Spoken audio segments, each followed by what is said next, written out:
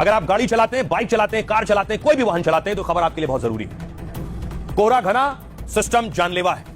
तस्वीर में दिखाने जा रहा हूं कि इंजीनियर की, युवराज मेहता इंजीनियर अपनी कार से रात को जा रहा था। देखिए उसके बाद हुआ क्या, जो दर्दनाक है, बहुत पीड़ादायक है। अपनी गाड़ी से जा रहा था, ठीक इस तरह से गाड़ी से जा रहा था, कोहरा बहुत घना था और इस बीच कोहरे में कुछ दिखाई नहीं दे रहा था। उसके बाद देखिए क्या हुआ, गाड़ी ना दिखने की वजह से जाकर गिरी और वो इंजीनियर खुद को बचाने की कोशिश करता रहा, लेकिन गड्ढा इतना गहरा था, पानी इतना ज्यादा था कि वो दलदल में अंदर धंसता चला गया और उसे बचाने वाले तमाशा देखते रहे। उसे बचाया नहीं जा सका और उसकी मौत हो गई। बाद में सिर्फ उसकी गाड़ी निकाली गई।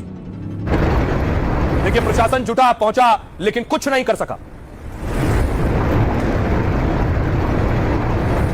उसके बाद उनके पिता का कहना है, जो युवराज ने आखिरी फोन किया था उन्हें, फोन पर कह रहा था पापा बचा लो। तो लास्ट में उसका वर्ड ये था कि पापा बचा लो मैं डूब रहा हूँ, पापा बचा लो मैं डूब रहा हूँ, पापा बचा लो मैं डूब रहा हूँ, पापा बचा लो मैं डूब रहा हूँ। अब ये धीरे धीरे गाड़ी डूब रही है, ऐसा वो बोल रहा था।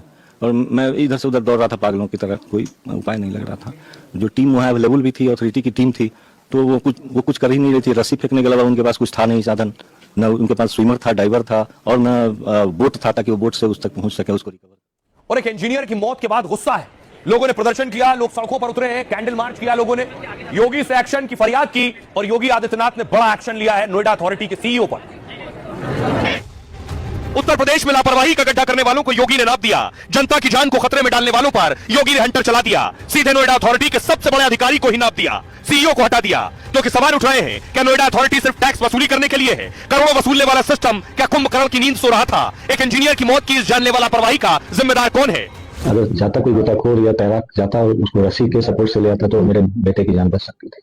लापरवाह अधिकारियों और बिल्डरों पर हत्या का मुकदमा क्यों नहीं होना चाहिए, जिन्होंने मोटा पैसा लेकर हाई राइज मॉल बनाने की परमिशन तो दे दी, लेकिन वहीं पर एक जानलेवा गड्ढा भी खोद दिया जिसमें एक जिंदगी और हजारों सपने डूब गए। इसी पानी में गाड़ी गिरी है और डेड बॉडी निकल चुकी है, लेकिन कार अभी इसके अंदर है। अब देखिए जरा, ये पूरा वाकया, पूरी घटना हुई कैसे, बेहद दर्दनाक। मैं सिलसिलेवार तरीके से बताता हूं। शनिवार 16 जनवरी को रात 12 बजे युवराज गुरुग्राम से आ रहे थे। वो नोएडा के सेक्टर 150 टाटा यूरिक पार्क की ओर जा रहे थे। उस वक्त तभी घने कोहरे की वजह से उन्हें आगे का रास्ता नहीं दिख रहा था और उनकी कार नाले को तोड़ते हुए गड्ढे में गिर गई। मॉल के बेसमेंट के लिए 30 फीट का गड्ढा खोदा गया था, वो भी खुला था। जैसे ही कार दलदल में गिरी तो युवराज जान बचाने लगे। युवराज किसी तरह डूबती कार से निकलकर अपनी छत पर चढ़े। कार की जान बचाने 12:20 पर उन्होंने अपने पिताजी को फोन लगाया। घबराहट में रोते बिलखते युवराज ने पिता से गुहार लगाई। फोन पर कहा, पापा मैं मरना नहीं चाहता, मुझे बचा लो पापा। बेटे को बचाने के लिए पिता ने तुरंत डायल 112 पर सूचना दी और मौका वारदात पर कुछ ही मिनट में पिता भी पहुंच गए। करीब 30 मिनट बाद पुलिस और दमकल विभाग की टीम पहुंची। उस वक्त रात के करीब 1:15 हो रहे थे जब एसडीआरएफ पहुंची। लेकिन रेस्क्यू होता है कैसे, क्योंकि कोहरे से कुछ दिख नहीं रहा था। बताया जा रहा है युवराज की सिर्फ आवाजें सुनाई दे रही थी। युवराज करीब 80 मिनट तक जान बचाने के लिए चिल्लाता रहा। वो कह रहा था, कोई मुझे बचा लो, कार जल्दी डूब जाएगी। लेकिन लोग तमाशा देखते रहे, रेस्क्यू टीम भी देखती रही। आखिरकार तड़प तड़प कर पिता के सामने बेटे ने दम तोड़ दिया। चश्मदीद ने कहा, रेस्क्यू टीम जल्दी आती तो जान बच जाती। कहा रेस्क्यू वाले कह रहे थे पानी ठंडा है, सरिया है, कैसे उतरे।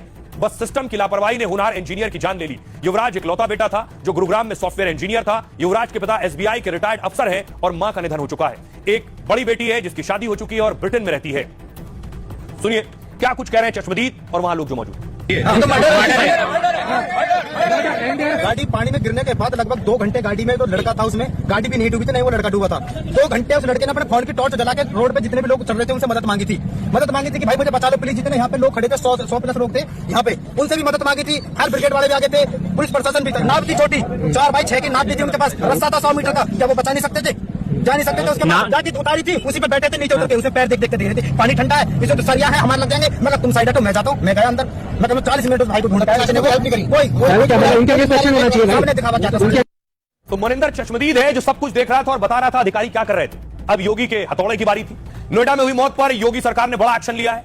नोएडा अथॉरिटी के सीईओ एम लोकेश को हटा दिया गया है, साथ ही उन्हें वेटिंग में डाल दिया गया है एम लोकेश को। इंजीनियर युवराज की मौत पर प्रशासन भी हरकत में आ गया है। मृतक युवराज के पिता ने नॉलेज पार्क पुलिस में शिकायत की है, जिसके बाद डूबने से मौत के मामले में 2 बिल्डर पर एफआईआर हुई है। इसमें पहला नाम builder MJ Wish Town planner limited है और दूसरा lotus green construction private limited का है, क्योंकि वहां कंस्ट्रक्शन का काम चल रहा था और बेसमेंट के लिए गड्ढा खोदा गया था। दावा है दोनों बिल्डर के खिलाफ अथॉरिटी का 3000 करोड़ रुपए का बकाया है। बिल्डरों के खिलाफ वित्तीय गड़बड़ियों की जांच सीबीआई ईडी कर रही है पहले से। हादसे में पिता राजकुमार मेहता की शिकायत पर पुलिस की जांच जारी है। नोएडा अथॉरिटी ने इंजीनियर मौत मामले में बड़ी कार्रवाई की है लापरवाही पर ज्वाइंट इंजीनियर नवीन कुमार को बर्खास्त कर दिया गया है। बाकी कई अधिकारियों को नोटिस देकर जवाब तलब किया गया है। इस मामले में अथॉरिटी ने जांच के लिए एक विशेष टीम भी गठित कर दी है जो मामले में हुई लापरवाही और उससे जुड़े तथ्यों की जांच करेगी। जान लेने वाले गड्ढे के बाहर आनन फानन में बैरिकेडिंग की गई है। फिलहाल घटनास्थल पर कंक्रीट की बोरियां लगाकर इंतजाम किए जा रहे हैं क्योंकि मौका वारदात पर न बैरियर था न कोई लाइट थी।